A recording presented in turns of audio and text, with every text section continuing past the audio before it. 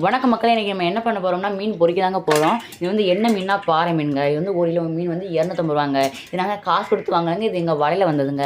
இந்த மீனை பொறிக்கிறது எப்படி அப்படின்னு தெரிஞ்சுக்கணும்னா எங்கள் சேனலில் ஃபுல்லாக வீடியோவை ஸ்கிப் பண்ணாமல் பாருங்கள். இங்கே பாருங்கள், நல்லா அலசி வெட்டி எடுத்து வச்சுக்கலாம். இந்த பாறை மீன் எப்படி வெட்டுறது, குழம்பு வைக்கிறது அப்படின்னு உங்களுக்கு தெரிஞ்சுக்கணும்னா எங்கள் சேனலுக்கு கமெண்ட் பண்ணுங்கள். நல்லா அதை வெட்டி நம்ம ஒரு டீஸ்பூன் உப்பு போட்டுக்கலாங்க. அதை நம்ம கல் உப்பு போல் நைஸ் உப்பு தாங்க போடுறோம். உங்களுக்கு எதளவு உங்களுக்கு உப்பு அதிகம் வேணும்னா அதிகமாக போட்டுக்கலாம், கம்மியாக தான் வேணும் அப்படின்னா கம்மியாக போட்டுக்கலாங்க. அது உங்களுடைய விருப்பம் தாங்க. முதல்ல நம்ம அடுத்து வந்து என்ன போடலாம்னா நம்ம சிக்கன் பொடி போட்டுக்கலாம். சிக்கன் பொடி 1 பாக்கெட்டும் போடலாம், 1/2 பாக்கெட் போடலாம். அது உங்கள் உரப்புக்கு தகுந்த மாதிரி தான் நீங்கள் போடலாம். நம்ம வந்து சிக்கன் பொடி போட்டுக்கலாம். அதுவும் உப்பை போட்டு நல்லா எல்லா இடத்துலையும் பரவுற மாதிரி நம்ம பிரட்டிக்கிட்டே இருக்கணுங்க. அப்படி உப்பு ஒரே ஒரு இடத்துல இருந்துச்சுன்னா அது ஒரே ஒரு இடத்துல வைக்கும்போது ரொம்ப உப்பு கைக்குங்க. இப்போ எல்லா இடத்துமே நம்ம பிரட்டும் போது எல்லா இடத்துக்கும் போய் சமமாக இருக்குங்க. அதுக்கப்புறம் நம்ம சிக்கன் பொடியை போட்டு சிக்கன் பொடி, அதுக்கப்புறம் வெறும் மிளகா பொடி போடுறாங்க. வெறும் மிளகா பொடி எதுனா 1 டீஸ்பூன் போடுறோம். அதுக்கப்புறம் ஆச்சி மிளகா பொடி 1 டீஸ்பூன் போடுறோம். இதை போட்டு நல்லா பிணைஞ்சி எடுத்துக்கணுங்க. எல்லா இடத்துலையுமே பரவுற மாதிரி, எல்லா இடத்துலையுமே சாடுற மாதிரி நம்ம வந்து என்ன பண்ணணும், பிரட்டிக்கிட்டே இருக்கணும். அப்படி பிரட்டும் போது தான் எல்லா இடத்துலையுமே ஒட்டுங்க. அப்படி ஒட்டும் போது தான் நல்லா பொரிஞ்சு வருங்க. இது ஒரே ஒரு இடத்துல இருந்துச்சுன்னா அது வந்து ஒரு இடத்துல அவிஞ்ச மாதிரியும் ஒரு இடத்துல பொரிஞ்ச மாதிரி இருக்குங்க. அப்படின்னு தான் மீன் டேஸ்ட்டாகவே இருக்காது. அதனால் நம்ம நல்லா பிரட்டி எடுத்துக்கணும். அதுவும் நம்ம கொஞ்சம் தண்ணி ஊற்றிக்கலாம். தண்ணி எதுக்கு ஊற்றுறோம்னா, இப்போ பாத்திரத்தில் ஒட்டியிருக்க அந்த பாத்திரத்தில் ஒட்டியிருக்க எல்லா பொடியுமே நம்ம மீனில் வந்து ஒட்டிக்கணுங்க. இப்போ நம்ம நல்லா எல்லாத்தையும் புரட்டி எடுத்தாச்சு. இப்போ எங்கெங்கெல்லாம் மிளகா பொடி ஒட்டலையோ அங்கெங்கெல்லாம் நம்ம வந்து கையால் எடுத்து வைக்கணுங்க. இங்கே பாருங்கள் எப்படி எடுத்து வைக்கிறோம்னு. இப்படி தாங்க மிளகா பொடியும் மீனையும் சேர்த்து புரட்டணும்.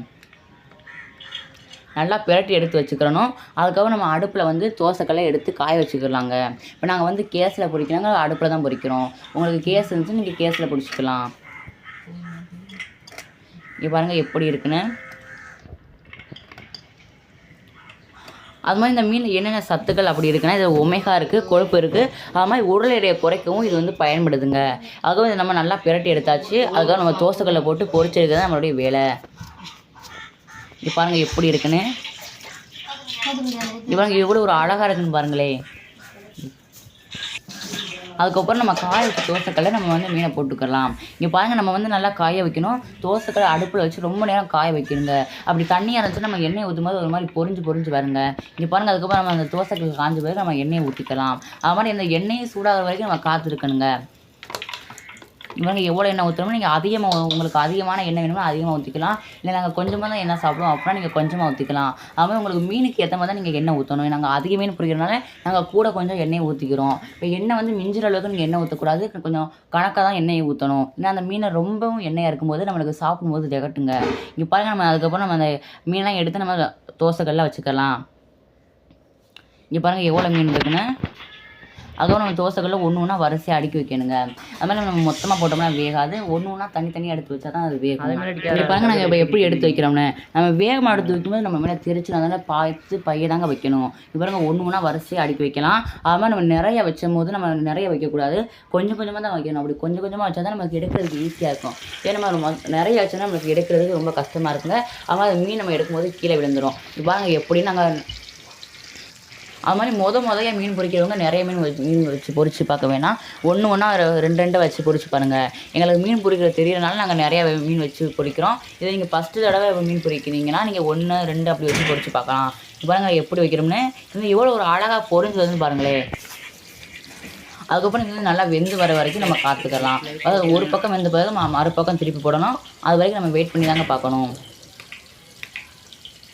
அவன் நம்ம அடுப்பை நல்லா எரிச்சு விட்டுக்கிறணும்.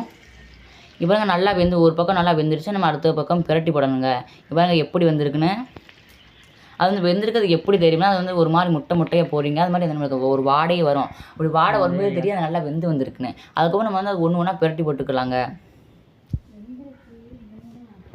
அது மாதிரி பாறை வகைகள் நிறைய பாறை வகை இருக்குது. அப்படி என்னென்ன பாறை வகை இருக்குன்னா, தேங்காய் பாறை, மஞ்சள் பாறை, கடல் பாறை, தோல் பாறை, முட்டா பாறை, நெய் பாறை. அது மாதிரி இது வந்து பறவா மீன், பட்டா ஃபிஷ், ஒயிட் ஃபிஷ்னு நிறைய மீன் இருக்குங்க. நாங்கள் பிடிக்கிறது என்ன மீனுன்னா இது வந்து மஞ்சள் பாருங்க. அது மாதிரி உங்களுக்கு இந்த மாதிரி மீன் வகையில் எந்த மீன் வகை கிடைச்சாலும் நீங்கள் பொரிக்கலாம், குழம்பு வைக்கலாம். அது வந்து நம்ம 2மே பண்ணிக்கலாங்க. அதுக்கப்புறம் நல்லா ஒரு பக்கம் வெந்து வந்துச்சு, நம்ம அடுத்த பக்கம் பிரட்டி போட்டுக்கலாம். இப்போ நம்ம வந்து தோசை கண்டி வச்சு நல்லா பிரட்டி போட்டுக்கலாம். புரட்டி போட்டும்போது நம்ம பையை தான் புரட்டி போடணும். வேகமாக புரட்டி போடும்போது அது கீழே விழுந்துடும். இப்போ பாருங்க எப்படி புரட்டி போடணும்னு. பையை போட்டுக்கிறதுனால உங்கள் மேலே எண்ணெய் தெரிக்கிறது கூட வாய்ப்பு இருக்குது. நீங்கள் ஃபஸ்ட்டு பொரிக்கிறதா இருந்தால் 1 2 தான் வச்சு பொரிச்சு பாருங்கள்.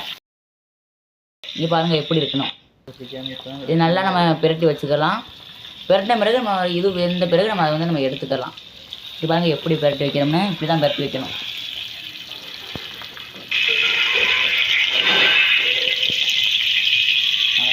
நம்ம நல்லா மறுபக்கம் வர வரைக்கும் நல்லா நம்ம பிரட்டி போட்டுக்கலாம். இப்போ பிரட்டி போட்ட பிறகு அது வந்து வேகிற வரைக்கும் நம்ம பொறுமையாக இருந்தால் ஒன்றும் போதும். அது நம்ம வெந்த பிறகு நம்ம எடுத்துக்கலாம்.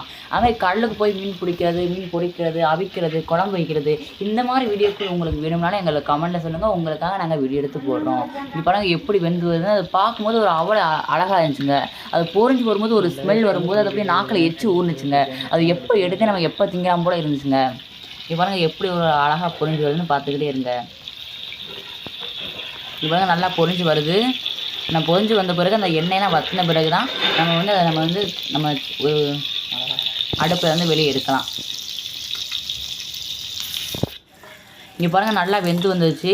இப்போ வெந்து வந்த பிறகு நம்ம அந்த மீனெல்லாம் எடுத்து ஓரமாக ஒதுக்கி வைக்கணும் அந்த எண்ணெய் வடிகிற வரைக்கும். இப்போ எண்ணெய் அந்த ஓரங்கள்லாம் இருக்க கொஞ்சம் இடம் இருக்குல்ல, அந்த இடத்த நம்ம ஓரமாக அந்த மீனெல்லாம் எடுத்து வைக்கணுங்க. அப்போ தான் அந்த எண்ணெயெல்லாம் வடிஞ்சு வேறு பக்கம் வந்த பிறகு அந்த மீனை எடுத்து நம்ம ஒரு பாத்திரத்துக்கு மாற்றிக்கிடலாம். இங்கே பாருங்க எப்படி ஓரத்தில் எடுத்து வைக்கிறோம்னு. இந்த எண்ணெய்லாம் நல்லா வடிஞ்ச பிறகு நம்ம ஒரு பாத்திரத்தில் எடுத்துக்கலாம்.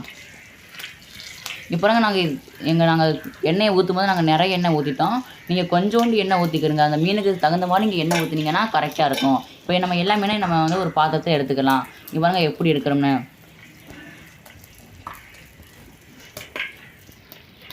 இங்கே பாருங்கள் எல்லா மீனையும் எடுத்து முடிச்சாச்சு. இந்த மீனை பார்க்கும்போது அவ்வளோ ஒரு அழகாக இருக்குங்க. இவ்வளோ தாங்க மீன் பிடிக்கிற வீடியோ. இது மாதிரி மீன் பொரிக்கிறது, குழம்பு வைக்கிறது, இந்த மாதிரி வீடியோக்கள் வேணுமே எங்கள் சேனலுக்கு கமெண்ட் பண்ணுங்கள். இது மாதிரி கடல் சார்ந்த விஷயங்களை தெரிஞ்சுக்கணும்னா எங்கள் சேனலை சப்ஸ்கிரைப் பண்ணுங்கள். அடுத்த வீடியோ சந்திக்கும் முறை நான் உங்கள் சேவா. நன்றி மக்களே.